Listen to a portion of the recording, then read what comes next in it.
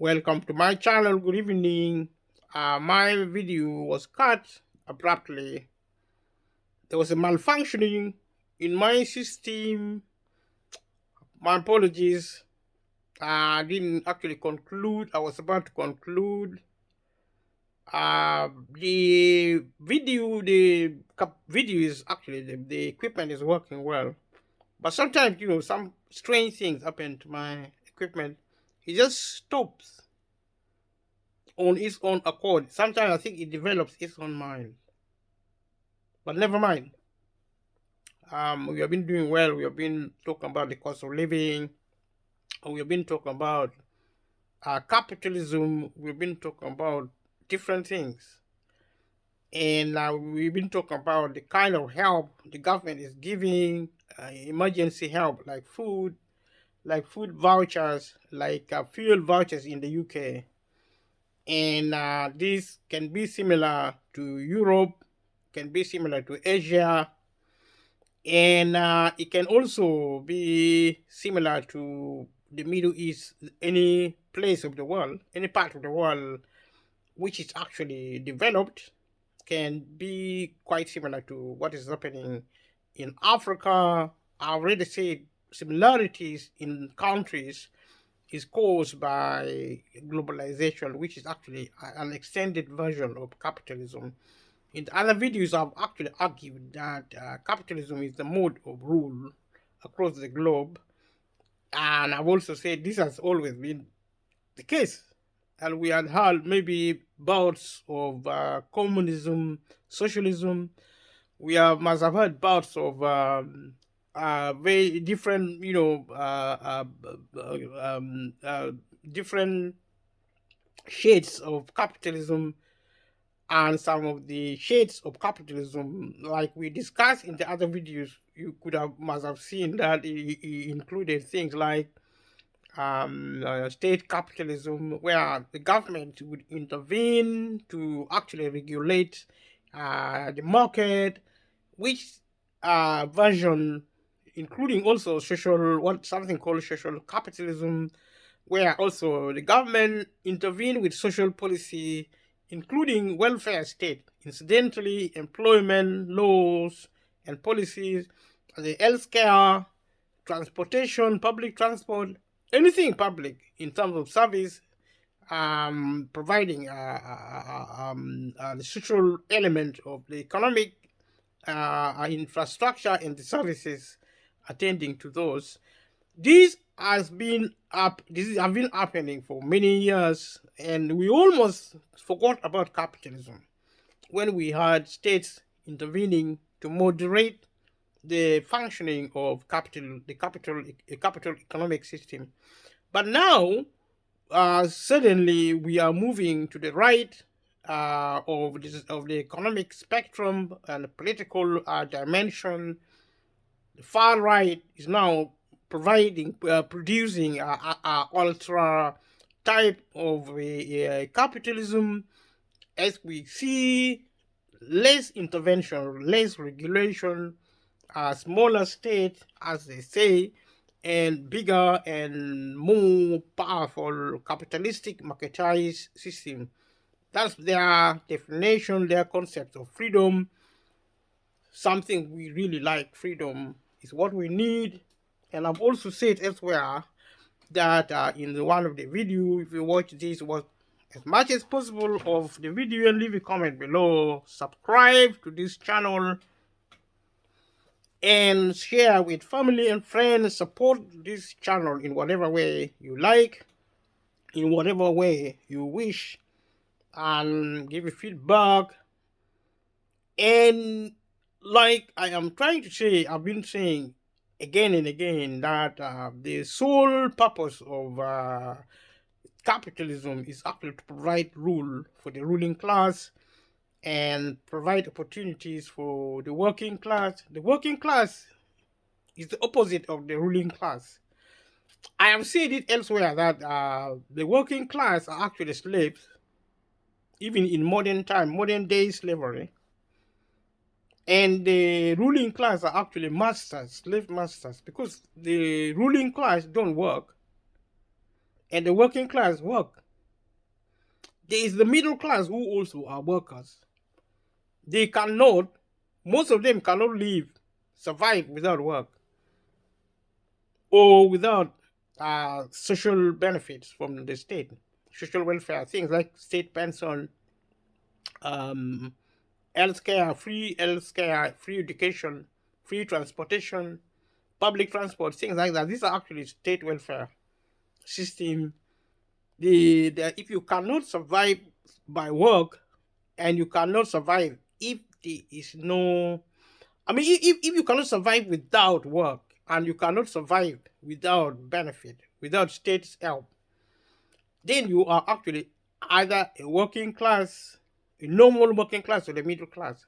Both middle and working class are actually working people who are actually in practice, they are actually servants. They are some of them are called public servants. We normally are familiar with public service, public servants, people who work, administrators, including directors. Even prime ministers, presidents.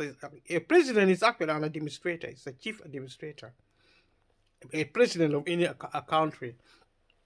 Although different presidents of the world, head of states, give themselves different sort of titles. Some of them say they're freedom fighters. They're not public servants, but actually they are. Everybody is a servant who works. If you don't work, then you are a master. And I've argued in elsewhere again that multi-billionaires and millionaires are actually masters. They don't work. They don't need to work. If they work, they're just working because they are being nice. If they don't work, their money is working for them. They are actually investing in multi-billion, sometimes multi-trillion projects. And it is their business. And they generate, all the wealth are actually controlled by them. Bankers, insurance, IT, businesses. Some of them are musicians. Some musicians are now so rich. They are worth in billions of US dollar, hundreds of millions of US dollar. And these are actually people who are now very wealthy. They are masters. I mean, they used to be slaves. Most musicians, footballers, sports personalities. Lewis Hamilton. I mentioned Lewis Hamilton in another video. They are Formula One. I'm a really great fan of Formula One or Lewis Hamilton and Mercedes. So some people I know, most people probably like Ferrari. I like Ferrari in my own way, but Mercedes is my thing, and Lewis Hamilton is my driver. He's a multi-millionaire. He's worth in just under around about 300 million US dollar. That man is a master, but he still work. He works. Actually, he's a driver. He works, but he's a master. That guy is not a slave. He used to be a slave. His dad, his family used to be slaves because they were not really rich. I think his dad is now also a multi-millionaire. He's a millionaire in US dollar. Leave a comment below if you think, what is his name? Anthony Hamilton. If you think Lewis Hamilton's families are mostly masters. I'm not using the word masters maliciously. I'm just trying to be stylish. I think we have really neglected that word for so long. That word, slavery, slave mastery, and slave servants are quite relevant because they're there. They're still here. So we may as well use it or lose it. I'm not saying it's a good thing. I wish we could really get rid of it.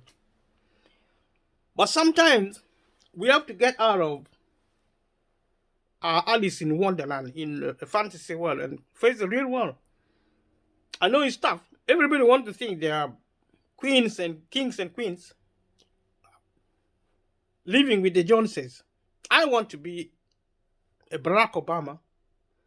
Actually, these days, when I go places. I introduce myself as a Jaluo because I'm a Jaluo from northern Uganda. There was who is a Jaluo? I said, do you know former President Barack Obama? They say we know him. I say he's a brother from another mother almost, but he's such a brother actually. He's a Jaluo SMI. So for the first time, past for the second or third or fourth time, I've been proud of Luo because Luo people have done a lot of work. If you're in Luo, Jaluo, watching this video, leave a comment below. Let me know if you're proud of being a Luo. I'm not saying we're superior to other people, but we are the Luo people. We should be proud of ourselves, and we are very proud of Barack Obama, Michelle, Malaya, Sasha, and Barack Obama has a sister in Nairobi, in Kenya. Her name, I can't remember her name now. In the Luo language, her name is Ahuma. I can't remember her first name, but I can do a research. I mean, if you want to know, I'm not saying anything. At least, if you know as much as if you want to know as much as you can about Barack Obama and his family, just go online. They are there. Barack Obama has opened fresh doors for Luo people and for Africans, for black people, African Americans, black people across the globe. I mean, people like Michael Jackson, Oprah Winfrey, and Nelson Mandela, and many great African leaders and black leaders in around the world, in Britain, black leaders in America have really done well to raise the profile of black people. And Lewis Hamilton, I'm proud of Lewis Hamilton, and a lot of really good people. I'm not saying black are good anymore than any less. I mean, any more than white people. Black and white are humans. If they are bad, then they are being bad. If they're good, then they're being good. If they're bad, they're bad. If they're good, they're good.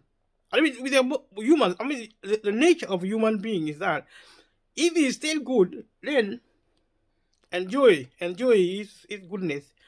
If he decides to be good, bad, it is bad. I'm not trying to say, black people are better than white. Okay, I like to think that I want to like black people are superior to white people anyway. Because I'm black. I'm prejudiced. And I know that it's not true. I'll be the first to say it is not true. Because black people are actually the same with white people. They just look differently. They probably they're individuals as well. They're men and women, old and young. What are you going to say? We are humans. We are good when we are good, when we are bad when we are bad. We are stupid when we are stupid. We are wise when we are wise. But the reason I'm talking about the cost of living, because it affects people. And I also have hope that when we talk about something, a problem, we're going to solve it. Because awareness is really important, a starting point. And we have the resources as humans to do whatever we like. And so I'm so excited to be part of this process. And if you can join me, please subscribe to my channel and keep on supporting me as much as you can. Share with your friends, with your family, and talk about this. Be an ambassador of this channel. And let's see. I believe we can do great things with this channel. I mean, we can do great things with any channel operational now. I spend a lot of time on the YouTube these days, watching other channels as well as mine. I don't watch mine that much. I only watch mine to see, to hear what I'm been saying, because some of the things I say, I don't hear other channels saying it. Probably the way I say it also, I don't hear other channels saying the kind of thing I say. But I still watch other channels. Um, I have people I'm a fan of. People like Miss Trudy from Kenya, Wodimaya from Ghana, um, Jasmine Ama from Ghana, Vanessa Canby from Ghana. I've been following them. Miss Josie from Uganda, Salah Torres from Uganda, Salah Torres and Josie. I actually met Josie first, and then Salah Torres, and they have introduced me to the perspective of YouTubing in Uganda. But Kenya is really doing well. I'm now looking at somebody called Marwa. So I've been watching a lot of Marwa. I watch the kings in Ghana, the couple who live in the forest. I think his name is Daniel.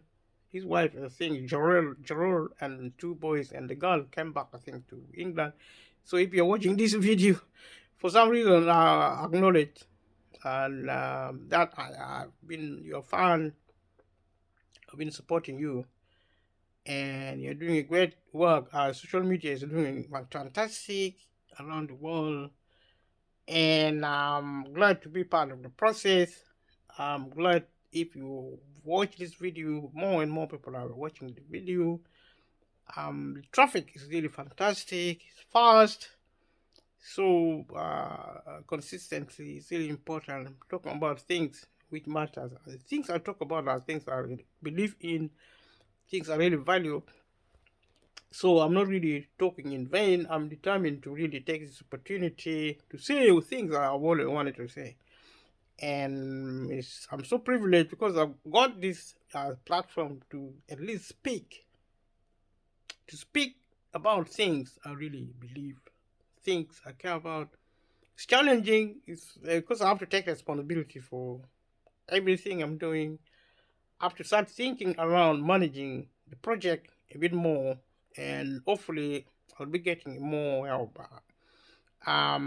Since beginning this program, I have been learning to rely more on myself, which is actually also the manner of social media, which is also quite exciting, and it's also important to watch other videos, other social media participants, content creators, so that you can learn from them as well. Feedback is really critical, and change from time to time when needed. It's really important. The cost of living is very topical because everything is the cost of living. The food you eat, the energy you use, the transportation you travel on, whether you are traveling on an airplane, train, road, on the road, or on the sea. These are all representative of the cost of living because you pay for them. And if you're working, if you feel the effect of spending your money, you are actually experiencing the cost of living. But when I'm talking the cost of living in this video, I'm actually talking about the current crisis, for which there is actually an emergency help with the British government. Go on to the government website, even in the UK, go to Citizen Advice. The public website is accessible, and from there you will find so many different websites, organizations such as you can pretty much find the organization you need. The energy companies, the water companies, food bank. I've been saying this over and over. Going forward, I will be mentioning them specifically in terms of actually giving a more structured support. I may also organize to get advisors, professional advisors, if they can donate their time to interview them, or if I start doing video conferencing, I may organize with advisors, citizen advisor, local authority, like in Red Base Council, or even whatever charity is available to engage with me up and down the country, or even if you are actually a specialist lawyer or a policy expert, if you watch this video or you hear about it, or if I try to look for you or a local MP, if I decide to talk to a local MP about some problem, maybe if I can talk to them and record it on this social media. This is going forward. Some of the things I will consider doing, beginning from the local authority in which I am, the Red Beach Council, but also if I can find time with my local MP to talk to them on the camera and then record it on my channel to hear his views, and also for me to share my view with him in terms of issues regarding social policy in the UK, but also locally here in Redbridge, and what I think the government could do to improve the way it provide assistance to the British people. And in my opinion, what Britain do or what it does actually is doable in Europe, America, and the Middle East, and in any developed country as well as in the developing country like Africa. This is owing to the nature of capitalism, but more specifically at globalization, because globalization is about harmonization, worlds without border, countries coming together and doing similar things. If you speak to a professional in Africa, they are probably speaking similar languages because they get similar training and actually accessing similar kind of like framework platforms, and the culture of professionalism and technocracy inbuilt into the system. So it's a case of people actually understanding the concepts, and also when you're dealing with emergency and also getting emergency help during the crisis, it is an opportunity also to actually access more vital information for medium and long-term solutions to the cost of living. And like I said before, the best way now to actually solve the problem of the cost of living is actually to find work. And sometimes you need to train, to retrain, to actually do better quality type of work. Because I mean, the more technical your skills and knowledge is, the more employable you are actually with employers. And employers actually, because society is really becoming very knowledge based and very skill proficient. Skill compliance is really important. Things like computer technology. Be an expert on almost anything, if you can. And if you have passion for one field of study or knowledge or interest, try your best. You could turn it into your business. If you like shopping, you probably will turn shopping into a business. If you like food, you can probably, if you're in Africa, consider doing agriculture because you enjoy food. The very idea of working with food. Also, you can think of storage if you're in Africa, cold storage, dry storage. I've seen this before. I know different people have different ideas about solutions, solving problems. A lot of people want to solve problem by getting help from the government. Do that, and there's help in the UK. And find out in your country on the government website, and find help with the cost of living as much as you can. And I will be talking about the cost of living in terms of where to find help in the UK. If I can lay hands on information in your country, whether in Africa, because I know government website is everywhere in the world. Wherever there's a country, there's a government website. And I believe if you access your government website, you will get an idea if whether or not they're giving help, food help, any financial help for things like electricity. Because I know in Africa, mostly, I don't know whether it's for safety or not, or maybe gas is more expensive. Probably electricity is more expensive in Africa. In terms of energy, and if the government could actually start a program, a rural development program, and if the World Bank and the IMF and the developed world could assist Africa a bit more to develop solar energy, Africa could be energy independent more, especially in villages. You could have, solar panels in villages, and there could be electrification everywhere in Africa, and that would really uh, reduce dependency on on external supply of energy. Will be provide energy independence, self sufficiency. Also on food, Africa can improve the way they produce food and storage, especially cold storage like fridge and freezers. If they could introduce every little space as possible, and also change the way they build storage and houses. And I know we enjoy our little thatched roof huts. They are quite convenient. They are quite eco. We can build on that, but I think it's more economical to try and start now changing the way we build structures for living and for storage, and transforming the way we do, maybe using more clay. If we can set factories for clay, there are clay up and down the continent of Africa. We can be, self-sufficiency. Every clan, every village should have a clay factory to produce tiles. I mean, tiling factories using clay to produce tiles for roofing, for building building bricks, and for tiling the floorings, including building self-contained property with running water. In Africa, we can still use rainwater with filtering and water tanking and filtration system.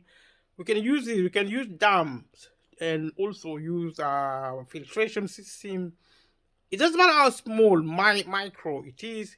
These are the things communities can now do, and community leaders, family leaders, with single mothers, single parents, mothers, and young people also can now do things independently, because the tools are there. Technology has improved.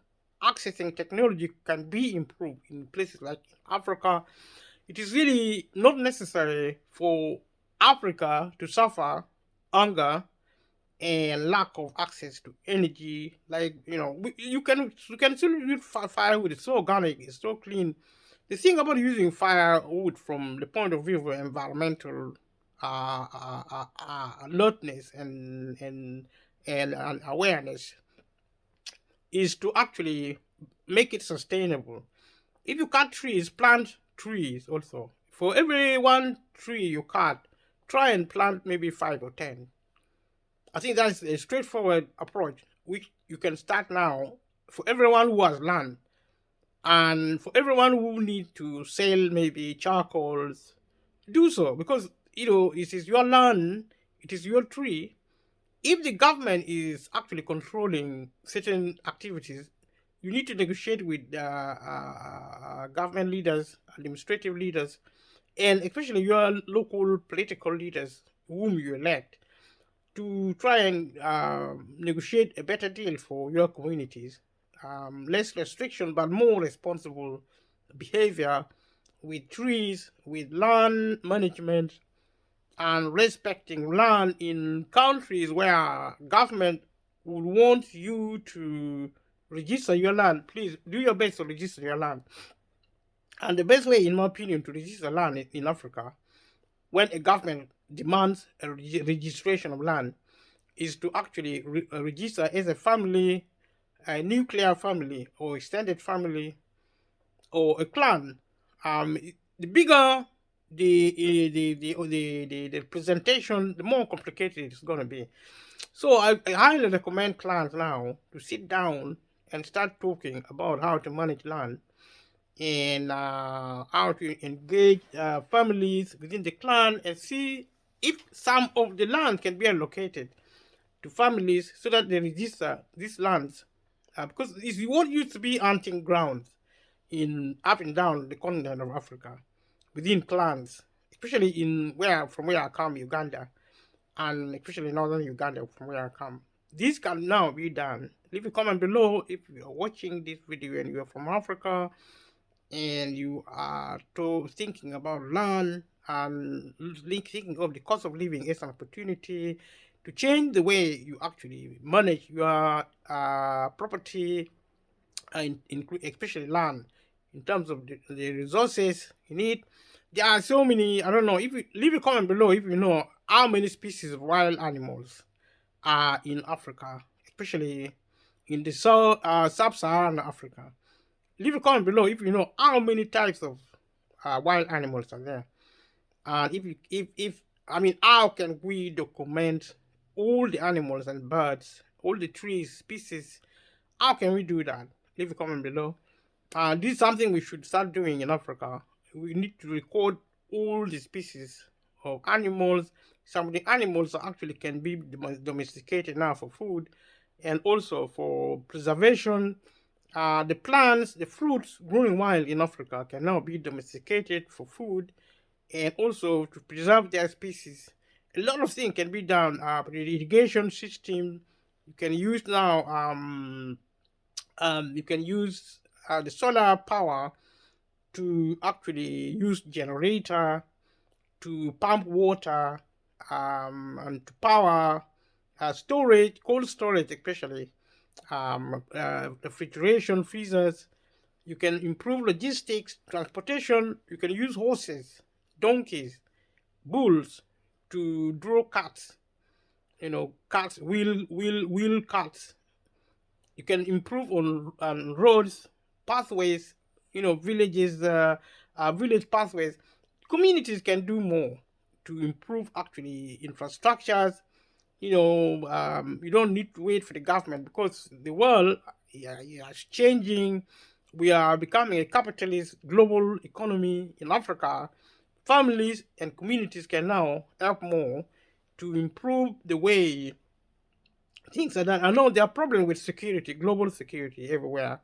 So communities can now negotiate with government to produce homegrown, community-based security facilitation, so that property can be protected more in a more integrated, more structured, and local communities and local leaders like the cultural leaders can now work hand and glove with the local leaders. And one of the worst form of occurrences in Africa is now almost unchecked spades of corruption up and down the continent.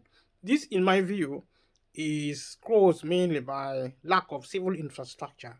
And that also probably explains why the nature of our governance, especially at state level, is mainly based on militarism.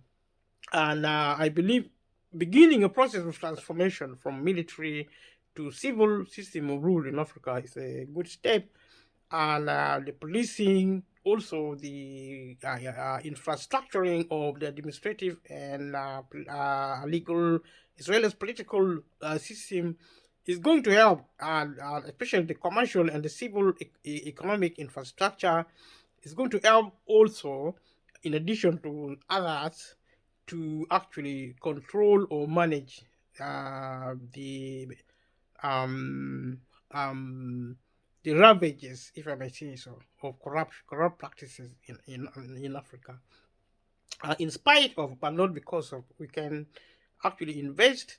We can learn. If you're an economist, if you are an accountant, if you are an investor, give something back to your community through churches, through civil communities like CBOs and stakeholders and NGOs.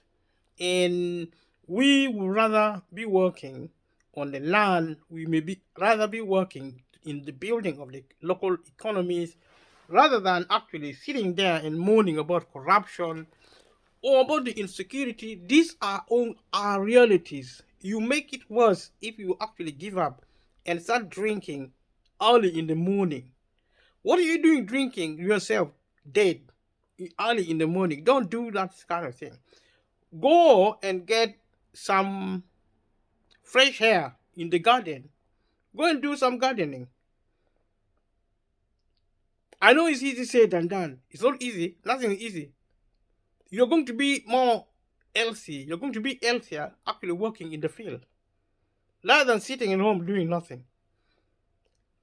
Work with your local MPs, local leaders, and your family and communities. Put resources together, buy PPE, personal protective equipment like gumboots or actually protective shoes, going and gloves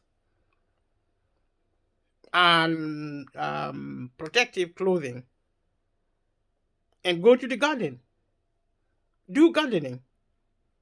Get a basic tent. If you don't have, cut trees and put leaves to protect, to provide shade, and provide clean water for yourself if you can. You work for maybe 2 or 3 hours and sit down, have a glass of water, a cup of water. Make porridge, put it in a fridge or in a calabash. I don't know if a calabash is like a flash. Uh, calabash made a flash thing is, I don't know how to call it exactly. It's a it's made of God, made of God plant. It's a flask made from a God plant. God plant look like, if it looks like pumpkin plant. So you make calabashes, you make calabash based flask in local Luo language called oporo. Opoko. You can call it opoko if you like. It's used up and down the continent. You can use clay pots made pots, little pots, like a bino in actually. You can make those little things and keep your cool water in the garden. Make your garden partially a home. You can actually build a little hut and stay there for a week. Stay in the garden, in the field for a week. And then you come back to the city or to your home in the weekends. You can come at any time, but spend as much time. I mean, change your lifestyle and start living in the field. Because there's a lot of land in Africa. Um, Go and cut somewhere in the middle of the garden. I mean, if you're 20 or 30 groups of people of extended family, you can actually set up a camp and stay in the bush for a week, digging, cultivating, other than doing nothing. Take young people there, people who in my country in Uganda or other parts of Africa who have been really languishing in concentration camp due to civil war, such as happened in northern Uganda and other parts of Africa. These young people haven't learned how to till the ground, to grow their own food, to make their own breakfast. Instead of drinking, taking drugs, being on the street, persuade them, persuade a few of them. If you find one of their leaders, because they live like gangs on the street in Africa, they live like gangs members.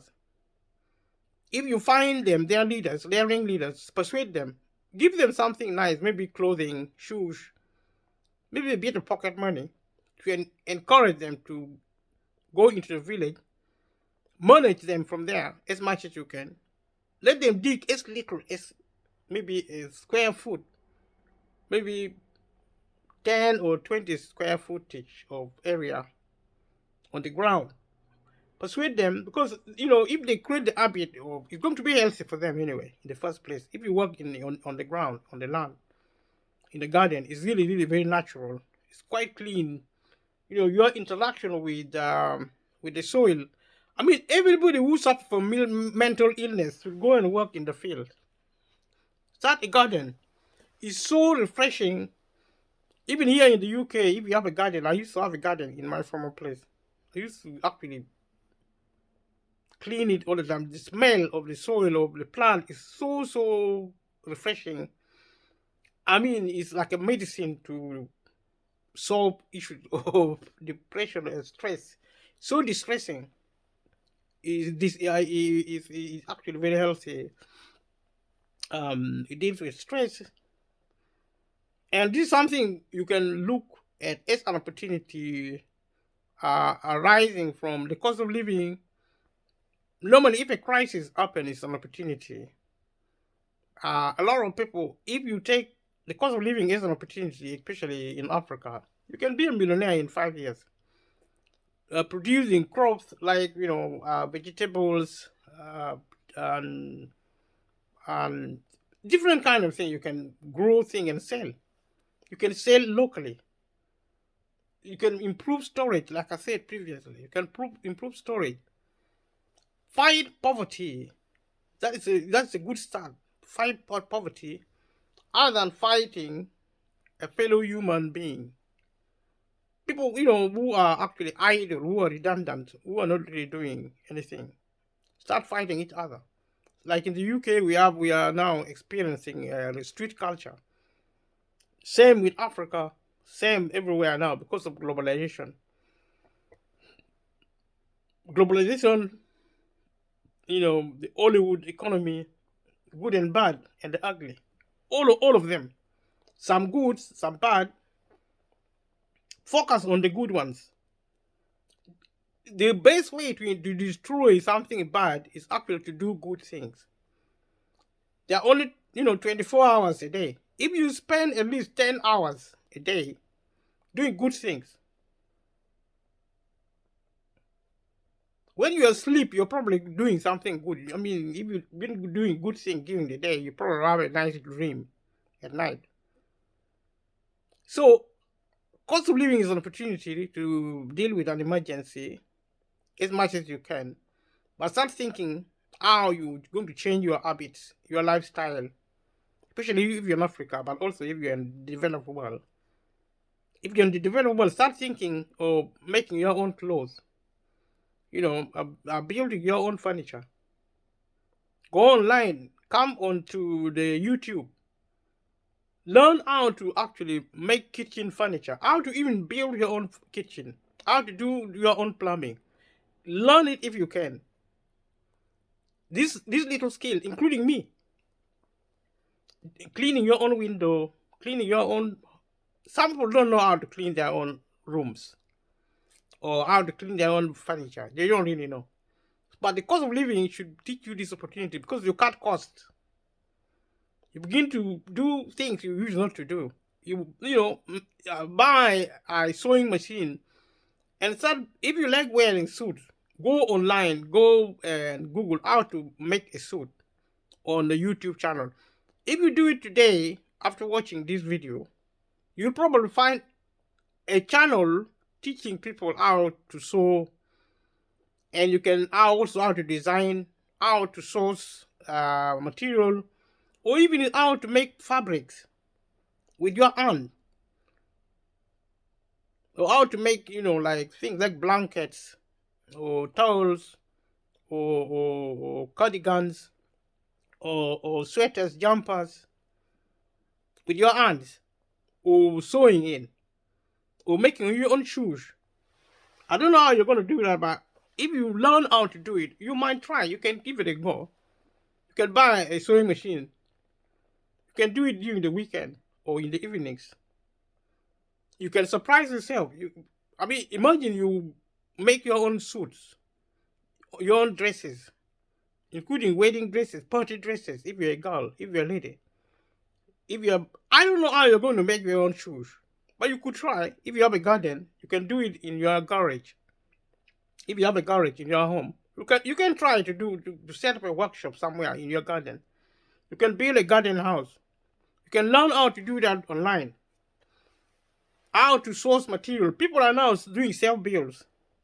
So the cost of living is an opportunity for you to change your habits, your behavior.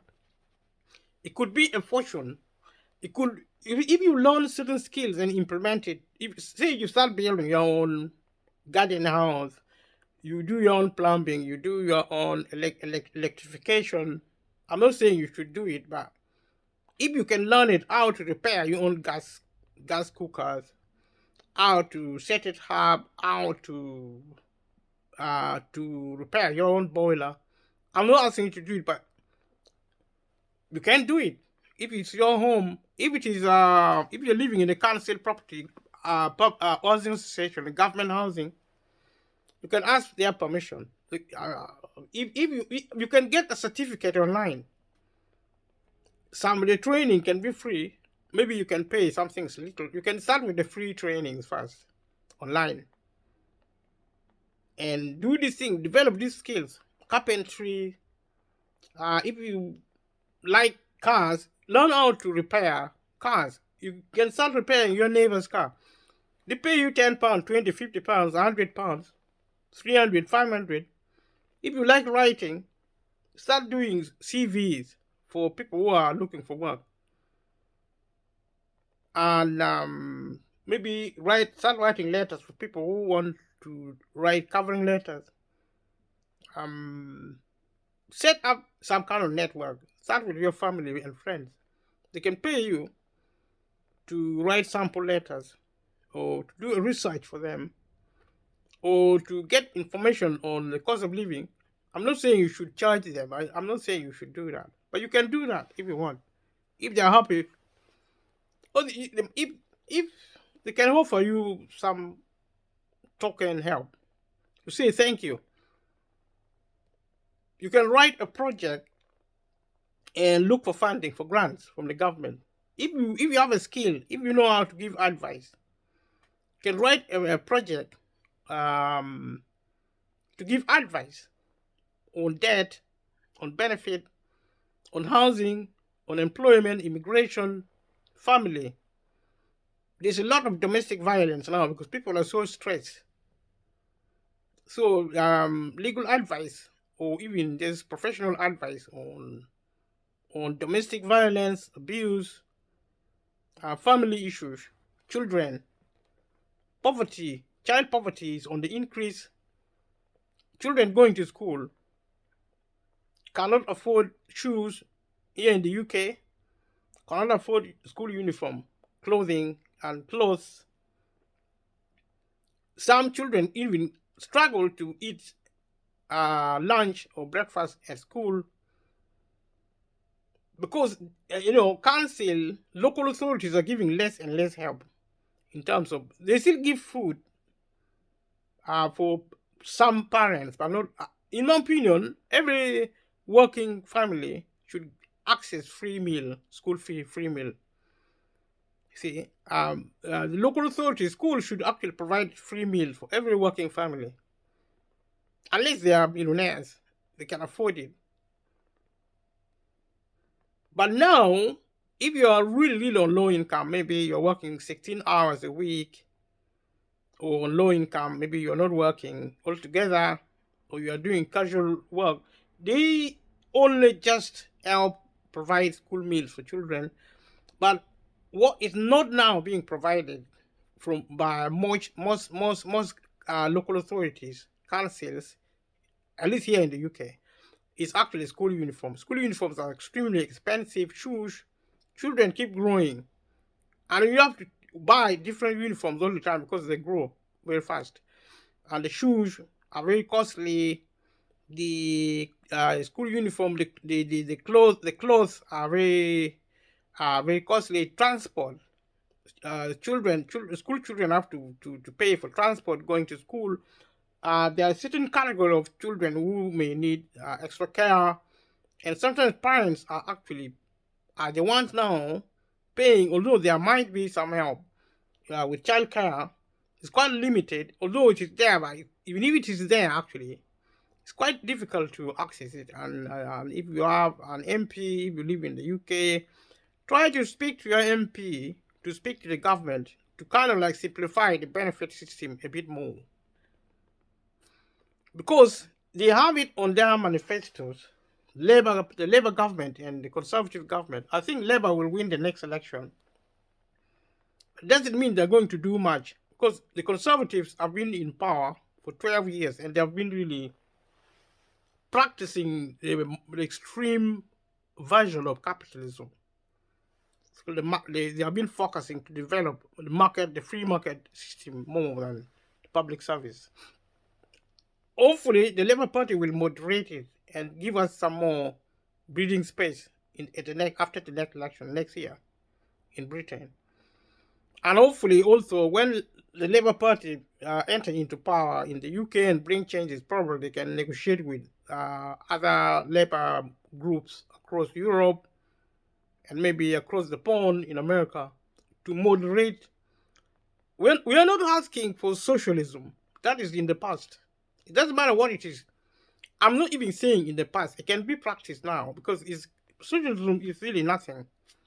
It's part of capitalism, except it is a moderate type of capitalism where government promote social policy to support social inequality, to actually promote to promote social justice, fairness, and to guard against inequalities, which is what we expect from the next Labour government. I think the Conservative now, as I speak, I'm not going to discuss politics here. At this party politics, I'm not going to discuss that, but predictably, is actually statistically accurate to predict that the next ruling party in the UK is going to be the Labour Party, and that's Sir Keir Starmer, the leader of the opposition Labour Party. And when they implement part of their current manifesto, I think they're going to improve the state of the British people who are struggling with the cost of living. Especially if they actually improve the policy on universal credit and policies on the gas and energy and water access. And one of the things they can do is actually to withdraw most of the money given to energy company and water company, because most of those monies are not being given to people who need it. Because the energy company, for some reason, are making it so complicated to access those kind of help. You hardly get it. Most people don't get it. So it's no use government giving them money to support people who are in need. Why would you give money to private companies to provide public service? I think the Labour government can do well if they can actually use the local authorities more to provide local support. Even the food bank should be more integrated into the local authority. The idea of the food bank is actually not very good. It's actually, food bank should be closed down.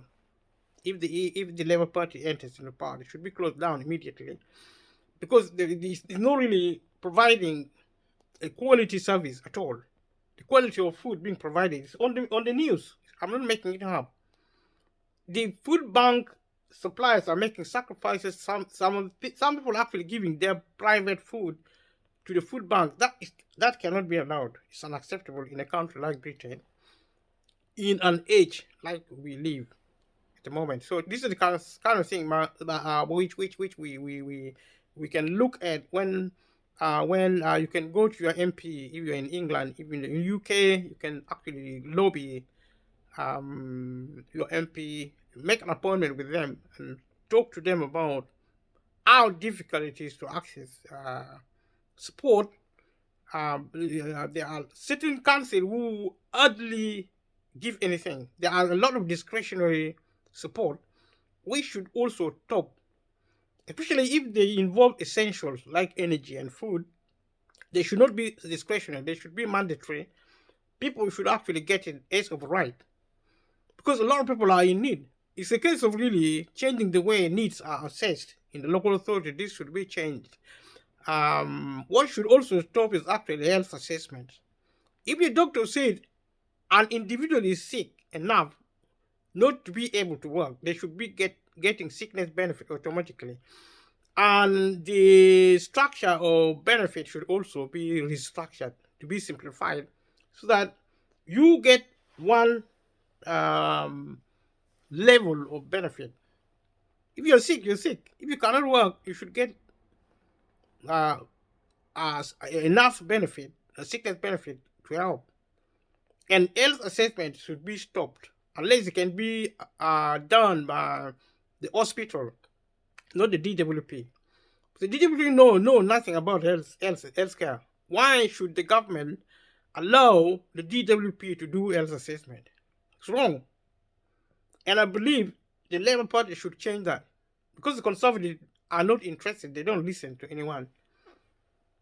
And if they listen, they should have actually scrapped universal credit in the first place. Because it's not helping. It's so complicated. You have to apply online. Even if you don't know how to use the computer. Even if you don't have access to computer, there is something called flexible funding, which are supposed to help people who are looking for work with money to be able to buy a computer and things like that. It's not being given because these are given through private companies who don't actually give it out. They don't give it out to anyone. You ask for this money, they have excuses. They want to, the government has told them to save money. It's like the government is giving with one hand and also stopping from another hand. Because this money is not reaching people who need it, who are actually qualified to get it. And if leave a comment below if you have heard anything about flexible funding support. Yeah, it's to do with cost of living as well. It helps to, you can give, be given up to £500. And some companies have actually put in place policies not to give cash to people. And there is no basis for that because the government gave them this money to give to people.